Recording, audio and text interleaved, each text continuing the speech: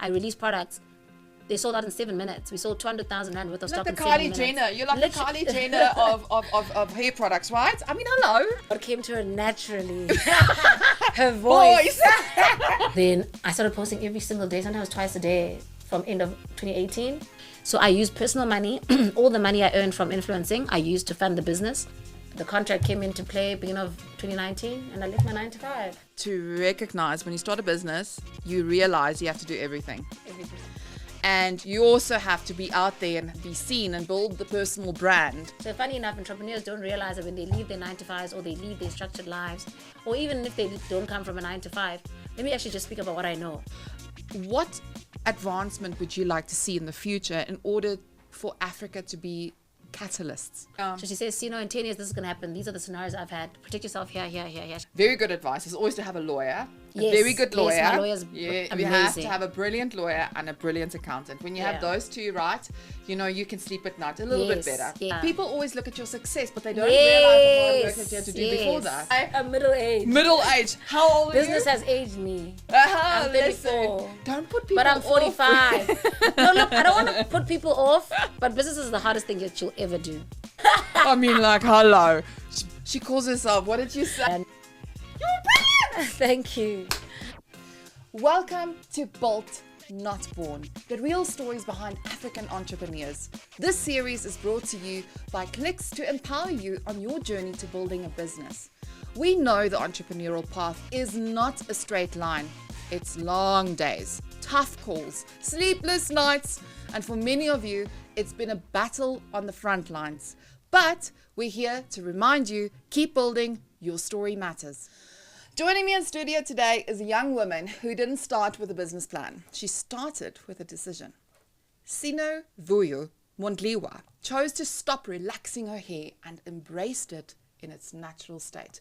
That decision opened up a new journey, one filled with questions, learning, and a deep commitment to unlearning years of conditioning about beauty and identity. At a point in her life where she was rethinking her career and purpose, she turned to what came naturally, her voice. She picked up a camera and began documenting her journey, sharing openly as she figured things out in real time. No script, no perfect plan, just honestly, curiosity, and the courage to keep showing up. From that commitment, Love Kinks was born. Founded in 2016, Love Kinks exists to serve the healthy hair journey of Black women, especially those with type 4 hair, a category long ignored in the beauty industry. Love Kinks is built on the simple truth. Natural hair is not a challenge to solve. It is a crown to honor. And healthy hair is achievable. Sino, That intro. welcome. How are you? That intro is, I think, the best intro I've ever heard. What more can I even say? That's my whole story. That's my whole We story. have to get the audience excited, right? We have to get them Love it. excited It's because so spot on. oh man, I even like the what do you call it? The English, I forgot the term. But what came to her naturally. Her voice. Very good. Yeah, but listen, I mean, I was fascinated in preparation of preparing for this conversation. We were talking about this amazing journey of yours, and I love this. This was really so important because I'm trying to also, with our community and conscious leaders, is just get comfortable in front of the camera and don't be perfect. Just start doing the thing. I mean, what can you teach us? What have you learned about this journey and growing up in front of the camera? I mean, how many Look, years? it's so 9 years now. Sorry, interrupted. Very interested in this conversation. Yes? 9 years now. Look, I still feel the pressures to be perfect and to do it right. But like every time, look, you need to not be scared to be embarrassed. Sometimes I cringe. Sometimes I feel like I see other influencers doing it so much better than I. But authenticity for me works every time. And if you obsess and try to get it so perfect, you'll never do it. So I've gotten obviously more prepared over the years. People must never think that authenticity means you're not prepared. So you need to be Nice. prepared, but you don't have to wear like your hair in a certain way that everyone's wearing it. Your makeup doesn't have to be done. I don't have makeup right now. Your makeup doesn't have to be done every time. You don't have to have the best dress every time. Like now, dresses are cute, But a lot of other videos, our dresses, my No. dresses didn't look like this. So be prepared, but you don't overthink it. You don't have to look like everyone else. You don't have to be perfect. So I started very like naively. I'm a BSc girl. I was working as an urban and regional planner. Graduated. People actually in the beginning would ask me, "You've got a whole honors degree in the built environment. Why are you selling dooks?" You know. So I also didn't have all the answers at the time. Now I do. But like you're saying, it's what naturally came to me through talking about my everyday struggles in life. So it started off by me just saying, I'm so frustrated. I've never had natural hair, obviously, in my adult life. And I couldn't take care of it. And all the information that I was getting was from American YouTubers. And TikTok wasn't around at the time. Instagram was also very natural. Like Instagram has become very like... bougie, I can say. But back then it was just chill. People just took pictures. So Instagram didn't have a lot of information. So I just started, I think I was one of the first people to start talking about like natural hair frustrations online. And I just found a group of other women yearning to love their hair, yearning to learn their hair. I couldn't wear my hair out with I wouldn't be able to wear, back then 9 years ago, wear this outfit with my natural hair. I felt ugly because I'd never worn it my whole life. But what I've come to realize, it's not that the hair is ugly, it's just you're not familiar with it. So what you're familiar with is the straight, relaxed hair or a weave or braids. So I just felt ugly in my hair. And I said, no, man, I need to challenge this. I can't feel ugly how I'm born. We can enhance. Sure. We can have braids to enhance. We can have a weave to enhance. But it can't, your base, you need to be comfortable with your base. You can't wear makeup to bed. So like, it got to a point where with our hair, I just felt like all of us are always covering our hair 24/7. I started talking about those uncomfortable conversations. A lot of people didn't like it. A lot of people would call me names. Twitter, it was bad because obviously I've learned how to structure opinions since then. But like, I know there was this one picture that was posted, and then I was like, oh wow, we're evolving in the weave space. That we're at a point where now we imitate like hair coming out of the scalp. But the way that I said it was taken so badly. Like you think that natural hair, people interpreted it as if I'm saying having your hair natural and learning to love it is the ultimate, like it's better. And I never want to come across like that. I'm just saying there is a benefit to learning to take care of your hair. There is a benefit of feeling beautiful wearing your natural hair. But so I've moved away from very strong, offensive. So that's authentic, but doesn't mean that it's right. So authenticity needs to be structured as well. It needs to be you need to put in work to show up as your best authentic self. Oh, I absolutely love that. You know, I love the journey and listening to you, and also growing the thick skin. Yes. I think what's really appealing to me, and I think all of us who are entrepreneurs are wanting to start a business, it is so important to recognize when you start a business, you realize you have to do everything. Everything. And you also have to be out there and be seen and build the personal brand. Very important. At what points in building your personal brand did you start seeing the rewards and that it's actually a catalyst for you to build this product? So I didn't think of products at the time. At first, I became sort of the face that corporates wanted to associate with their brands because I wear my natural hair out. So Nike would send me, I don't know if I can mention the brands, but Nike would send me like gym wear with 10K, which I couldn't afford. But I already desired brands like Nike. So obviously now it's taking down my personal cash flow expenses. And then I was sharing an apartment. Then there's a brand that was paying me about 3K a month. And that allowed me to move from sharing to having my own apartment. So I was like, I never wanted a lot of money, but it started relieving me in ways like that. I moved in by myself. I was able to wear the best Nike clothes. And then at first I was just taking stuff for free. And then as time went, I learned that people actually get paid for this. So I negotiated with that company, the one that was paying me 3K. We negotiated that, okay, fine, I'll have a discount code and I'll put it online and whoever buys. So just from that discount code, I think the highest I earned was about 9,000 Rand, and this is 2017. And then I later learned that, no, actually, it can't just be commission. I'm posting and I've got reach. Therefore, that those eyes on the post is advertising. So you should actually be paying me a marketing fee, not just a conversion fee. Because marketing is eyes, conversion is sales. So pay me for two she's different got things. it going. So I negotiated with them and they started paying me as well for photo shoots and all. I became their face and I had never been paid. And the thing is, people I've made sure that as an entrepreneur, I don't take advantage of people like that. Even if they ask for a little bit of money, I'll pay something. They had never paid me for photo shoots. I found out that they had my face on their cars or their fleet. almost had my face on their billboards, but I reached out and I said, okay, I know that I made a bad decision by doing the photo shoot without payment, but now these are the things that I'd like to get paid for in hindsight. And I know that because they took those pictures with their cameras, they own the pictures. But I guess it just appealed to ethics, you know. So I think she did compensate me for that shoot, because I told her that, why are my pictures on your car? Either remove the pictures on the car, because that's different from what she had said you'll use the images for, which was Instagram. So over time, all those lessons were teaching me for things I'm doing now, but I didn't know at the time. So I just realized, okay, cool, people are willing to give me stuff for free, therefore they can also pay me. So as time went by, I started negotiating better. I got a 1-year contract from Unilever that covered my rent and car for a year.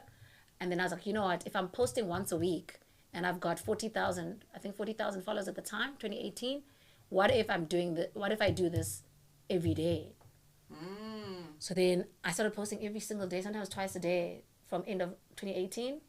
The contract came into play beginning of 2019, and I left my 9 to 5. Unbelievable. Yeah, so everything I was paying for with my 9 to 5, one contract covered. So I could have gotten, the plan was to try and unlock more contracts. So I did. So I went from 40,000 followers in 2019. 2020, I remember when I moved into my first beautiful apartment from income from this thing, I was at 100,000 followers. And every year I've grown about 100,000, because now I've got about 400,000. So in 2019, like when you have a 9 to 5 and you're creating content, you feel very, very busy. Yeah. And then when I stopped the 9 to 5, I was bored to hell. Like I was slowly like slipping into like I don't want to use the word depression lightly, because I know it's a clinical term, but slipping into like a sadness, because there was no routine. So I started like going to gym a lot. Like gym became my only to-do thing, because obviously if you have, let's say, 5 pieces of content to create in the week, it's not going to take 5 days, and it's not going to take from 8 to 5. So, I mean, I started doing masterclasses by then. So I decided, you know what, let me create structure. So funny enough, entrepreneurs don't realize that when they leave their 9 to 5s, or they leave their structured lives, or even if they don't come from a 9 to 5, let me actually just speak about what I know. When you leave a 9 to 5 and you go into entrepreneurship, you end up having to recreate that 9 to 5 structure, because you can't just wake up and very good advice, gain a lot of weight, because there was no structure. Because at 9 to 5, you wake up, you're walking, you've got steps in between, you don't sit at the house, you don't eat as much. So just like making those little changes for mental health reasons as well. So I think one of the biggest upskillings that I've had to do is creating a structure, making sure that mentally I'm well, like I'm exercising, I'm eating well, and then the critical business aspects. I got an accountant in 2020, started learning how to file business taxes. In 2019, I registered the business in 2018, even though I had already been operating from 2018. But I was taking the income into my personal bank and filing personal tax as that was just additional income. But then as the income got higher, I had to register a business, and also for lower tax, because you pay less tax on business. So 2019, I got the accountant, started just putting things in order. And I like that I came from a 9 to 5 environment, because I really value doing things right. I find that sometimes when entrepreneurs don't come from a 9 to 5, they don't take the stuff like accountants seriously, and all of those things. So 2019 sold my first product in July, which is satin pillowcases. And then I started studying marketing, a postgraduate diploma in marketing, because now I've had too much free time. And I was like, what can I do to empower myself? What a great problem more? to have. Right?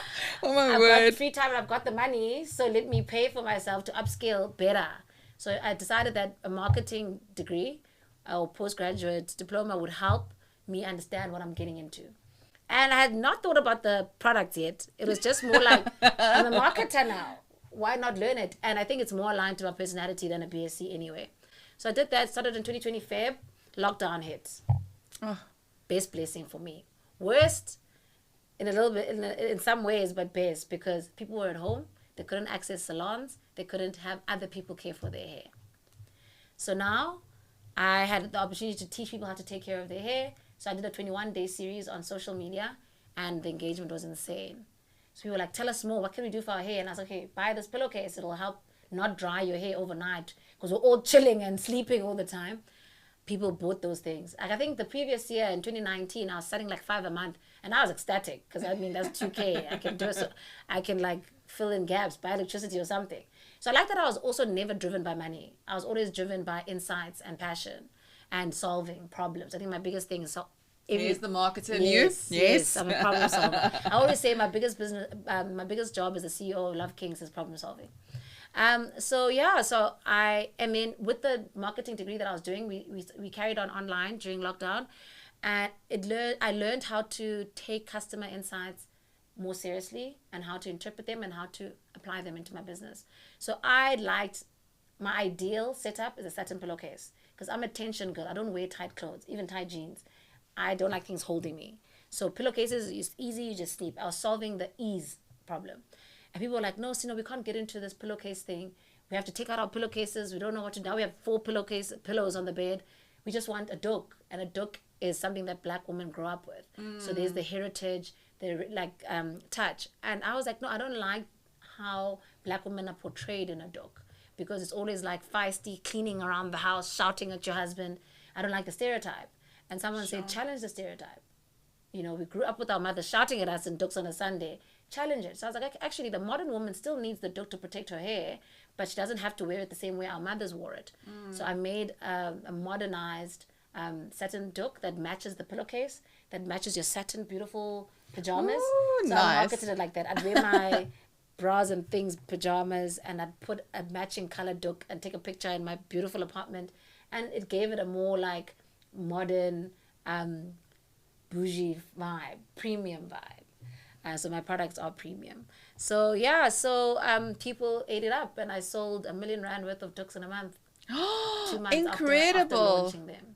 Sure. So listening to what customers want over your biases is also very important. So important. So that was one of the biggest upskilling or like pivots or learning curves. Yeah. If I can just add to that, I mean, even with my own business and even the things that I'm doing with Unconscious Leaders is like you have this idea of where you want to take it and then you go, oh, this is the road, this is where we're going, this is where we're heading.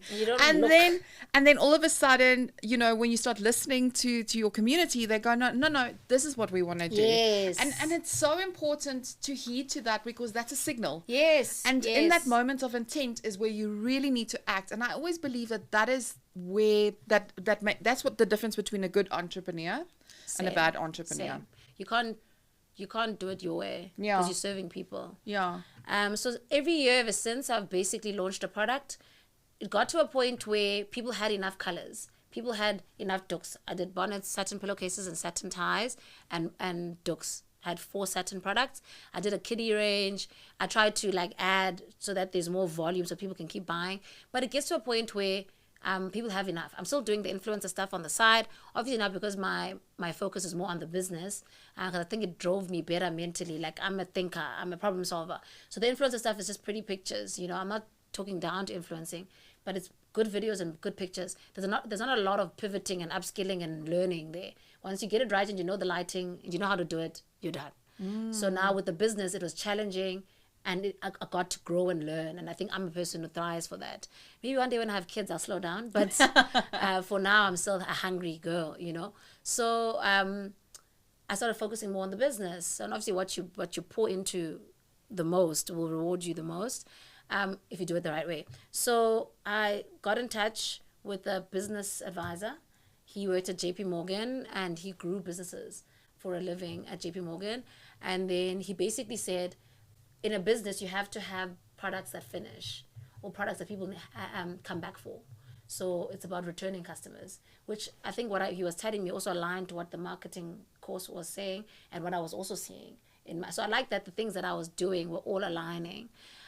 So he said, you have to create a product that finishes. At the time, I hadn't had the product in mind yet. This is 2021.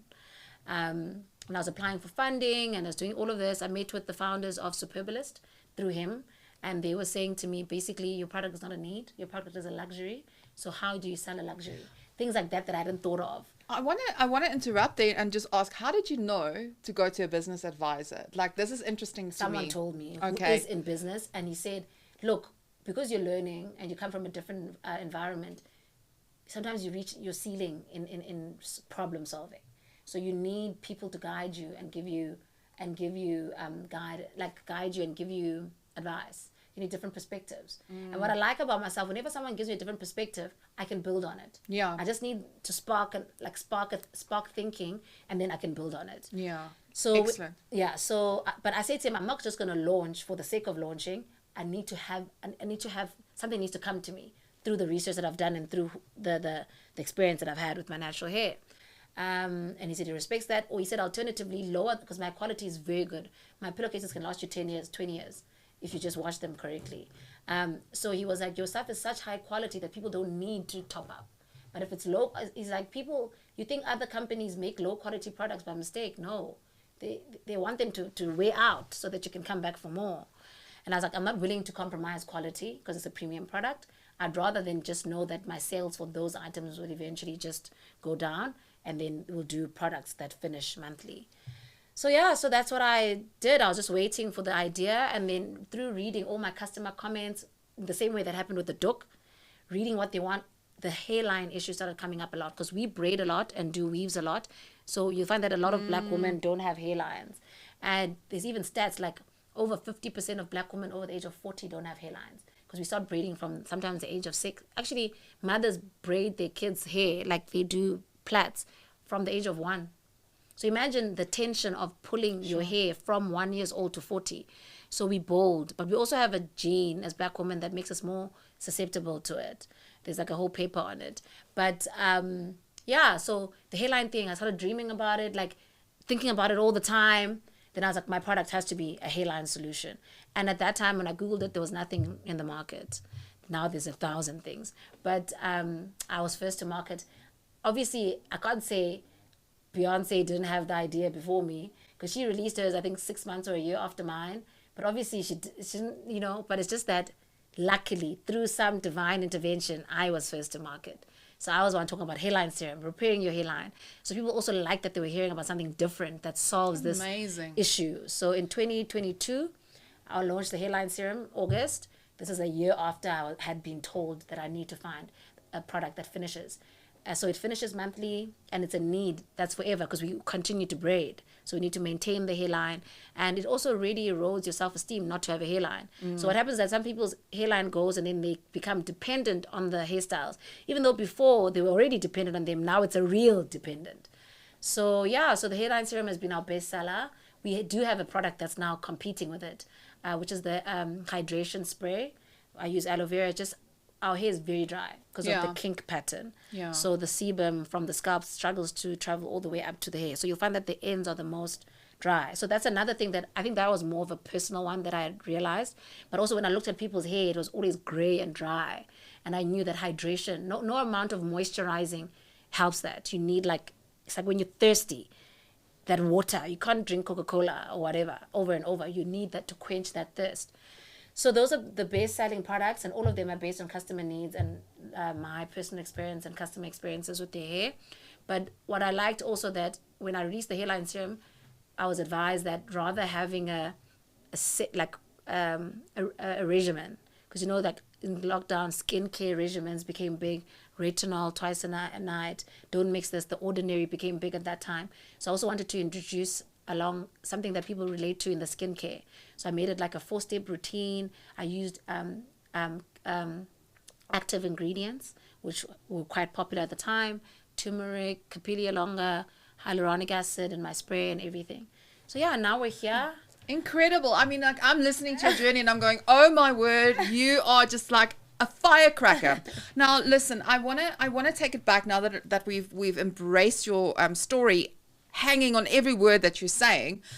I want to understand, by building a business, scaling a business is very difficult. It takes a lot of hard work. What lessons did you learn about scaling that you can impart? Look, I learned that the case studies that I was looking at were very US based, and I think those settings, governments, I don't know how to put it, even the private sector in those countries are very pro entrepreneurship, and funding is available. If you can you can prove a case. If you can show people that you sold a million rand worth of Duks in a month, people will give you money. South Africa, that doesn't happen. South Africa, the companies that are giving money out to help, because you can't scale without money. And I find that the one time I asked this lady that I saw that as a possible mentor, telling her that I need money for scaling, she says this typical thing that a lot of people say, which I find that is naive. They said, sometimes you think you need money. A lot of people think they always need capital. Look at all the other things that maybe you're not doing right in your business. And I'm just like, scaling is multiplying, is compound, is taking one thing, making 10,000 of that same thing and distributing. So how are you going to do that without money? Because the concept in marketing, everything is good. Because it sounds to me like you already perfected your product. Yes, I'd already perfected my market was there, Yeah. the demand was there. I could prove that people were coming onto the site and not being able to get what they want. I was sold out more than I had stock. So if my annual financial statements were saying, let's say hypothetically, I'm making 10 million rand a month, but I'm only in stock for 4 months out of 12, there's potential there. So I feel like a UK-based private equity company can see that gap. But here they'll say, why was your profit so low? Because I'm using my profit as capital. Or why is your EBITDA not this? An EBITDA of 1.5 million is not possible when you're growing a business and you have high operational expenses. So it's just that, like, I haven't been, well, now finally I've found a solution, but for 4 years, that was my biggest challenge. I couldn't find someone to fund me, to help me scale. So I used personal money. All the money I earned from influencing, I used to fund the business. So that was my capital. So that's what I did. So that's a lot of risk taking as well. A lot. But look, for me, didn't feel, people say it's risk and I get it how it looks like risk, but I could see the numbers. Yeah. For me, it was the only way, like, And it the was, conviction. Yes. For me, it was just like, if I put in 100 rand, it becomes, let's say 600 rand. It's a no-brainer. For me, that's not a risk. I was so certain by seeing my stats that people are going to buy the products. Like, there's times when there was one time I released products, they sold out in 7 minutes. We sold 200,000 rand worth of stock in 7 minutes. You're like the Kylie Jenner of hair products, right? I mean, hello. So I think when you have those stats, it feels like less of a risk. And I knew that I'd always get my money back. Well, I never got it back. I still haven't gotten it back. I'm going to get it back soon. But, like, it just kept on, like, going back in. But, like, I'd see the what it grows into, take all of that money. So if my first stock was 200 units, the next stock will be 250 units. The next stock might be 260 units. But when the money comes back, it can do a little bit more than last time. But the thing is, the demand was growing just as faster. So people started getting angry, throwing all the words at me, like, you're selling nothing because it's always sold out. So I want to get to a point where people don't feel like, I think people will even say, someone says, someone sent me a DM, I'm not sure if you stock up a lot or you just stock up a little and you're creating a scarcity thing. And I started posting pictures. When the stock would come, I'd say, this is how much stock I have.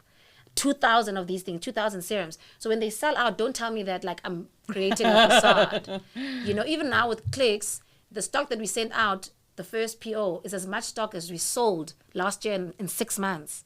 Sure. And it's already selling out. So I just want people to be clear that I'm not undersupplying.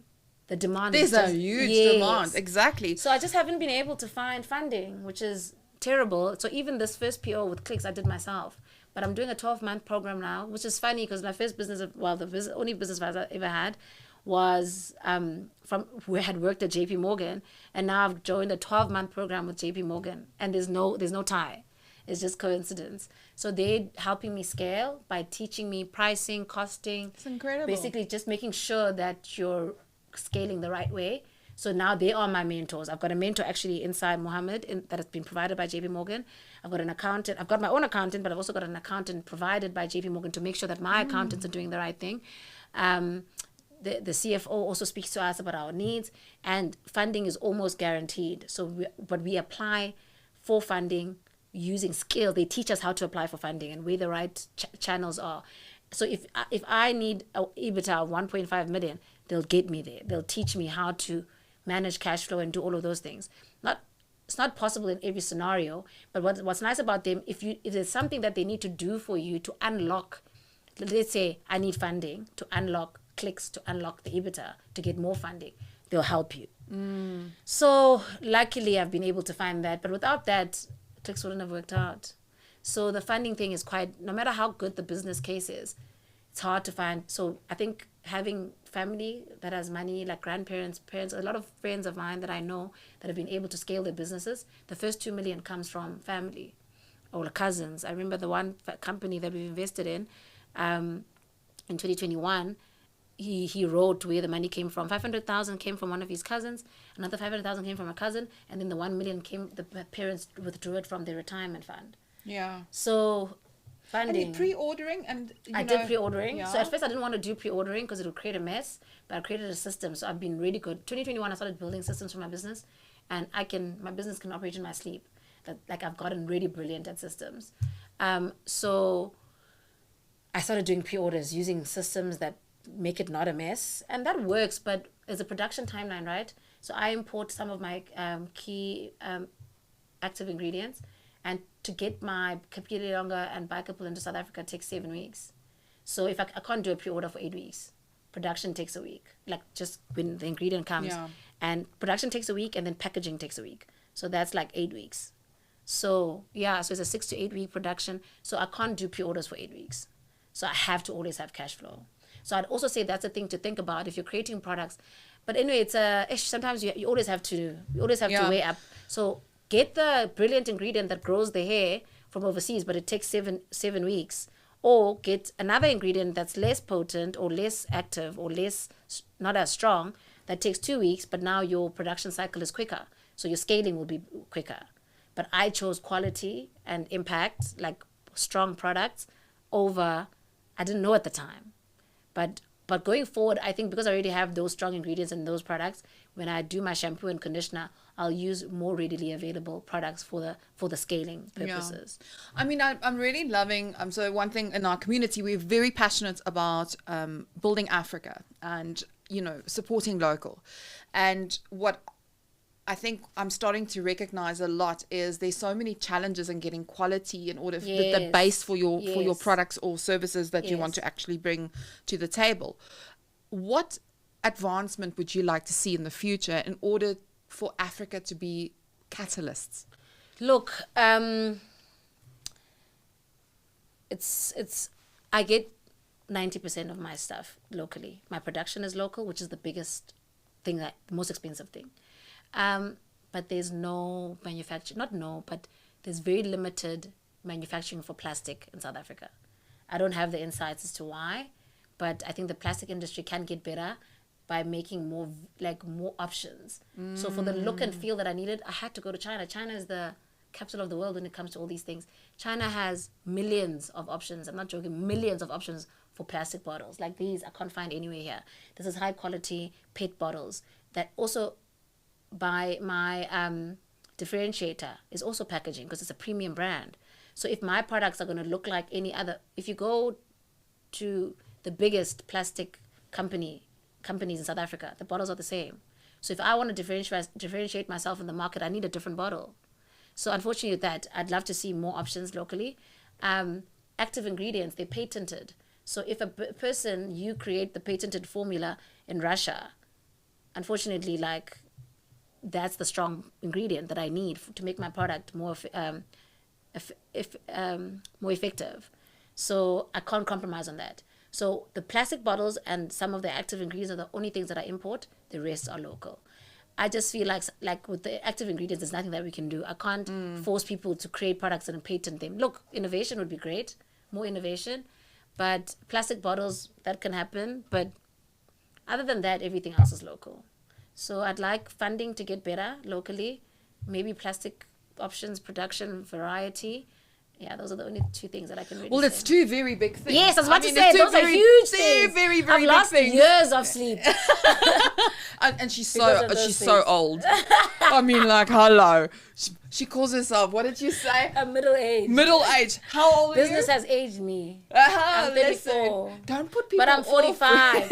No, look, I don't want to put people off, but business is the hardest thing that you'll ever do. But it teaches you the most important skills.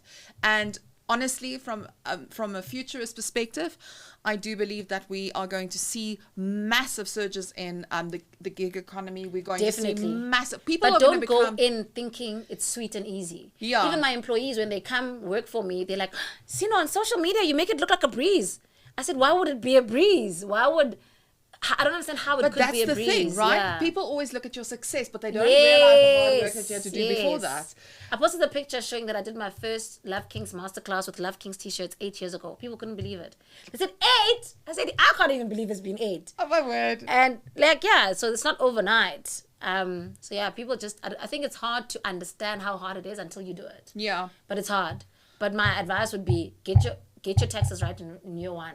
Because if you don't get your taxes right and you have all the other scaling and all of those other issues, there's no way out of you'll sink. Very good advice is always to have a lawyer. A Yes, very good lawyer. Yes, my lawyer's You have amazing. to have a brilliant lawyer and a brilliant accountant. When you have those two right, you can sleep at night a little bit better. Yes, my lawyer did a lot for me. She trademarked all my stuff in 2020. And I like her because she's experienced, right? So she tells me what's going to happen in 10 years that I can't even imagine. Yeah. So she says, in 10 years, this is going to happen. These are the scenarios I've had. Protect yourself here, here, here, here. She even told me to trademark in other countries as well. Because once the product gets big, those countries will, like especially China, they'll spot that this thing is doing well. It happened with one of the LVMH winners where when they won, China already started making their products. So what they should have done is trademarked in China first. And it's not expensive here. I think a trademark in China might be 5,000 Rand. But it's just the insight into doing it. Yeah. So yeah, she advised it. So my lawyer's brilliant. Lita, love her. She works at Adams & Adams. I've been with her for 5 years. My accountants, unfortunately, you will outgrow accountants. Because the first accountants were handling Love Kinks at that scale. As you scale up, you need people with more capacity. Like now I've got a team with my accountants. There's like 10 people. One does my personal tax. One does my monthly management accounts. Two do my AFSs. There's one does my... There's lots of different things. So there's always someone reaching out to me about something. And at the previous business company, one person was doing it. It's impossible. They're going to miss stuff. They're going to make mistakes. But obviously, the bigger the numbers and the things get. Like now, there's a software that I need to start using called Sin7. The software a month is 10K. Onboarding is 125,000 Rand. Sure. But it's for production management. Because I can't be supplying clicks with no manufacturing management. So it's an inventory management system. I think it's created in India, and it helps you makes everything smooth. All the big businesses that are doing well, that are in manufacturing, are using Sin7. So it's just every month is a new thing. But I said to them, I can't afford it right now. Let's do it in January. So they were like, listen, there's a lot of people demanding your product, so you better get going. But listen, the wisdom that you have imparted to us is absolutely phenomenal. I want to close off with one single question. Where do you see the future of influencing going? I think it's going to become more authentic. I think people are over the creating perfection.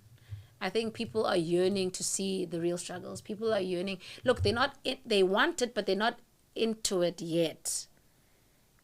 So it's like, I don't know how to explain it. When you want something, but you're not aware that you need it. So I think when they see it, they engage with it. But when they see the perfect makeup, pretty pictures, designer bag, they like that more, like actively like it. But TikTok, for example, is more authentic and it's more no makeup, showing up, chilling with your dog. And that has much bigger engagement than Instagram. I think that's where we're going. We're going to chilling at home on a Saturday, having your glass of wine, no makeup, wearing your Love Kinks dook. And that's where it's going. And I think brands are going to pay for that. Because brands can do the perfect stuff. They hire models, they do ads. But brands can't do the authentic stuff. Yeah. So I think that's our power, is to show how we live with brands in our homes authentically. That's what I've done. And I think that's what's going to be more lucrative. Phenomenal. I really enjoyed our conversation. Thank you you. so much for bringing so much energy. I absolutely loved it. You were phenomenal. Thank you. Well, I hope that this episode has taught you everything that you need to know on how to build your business for profit and to just be persistent and just keep going. Never give up. And it does pay off. All right. Thank you. Bye-bye now. Thank you for having me.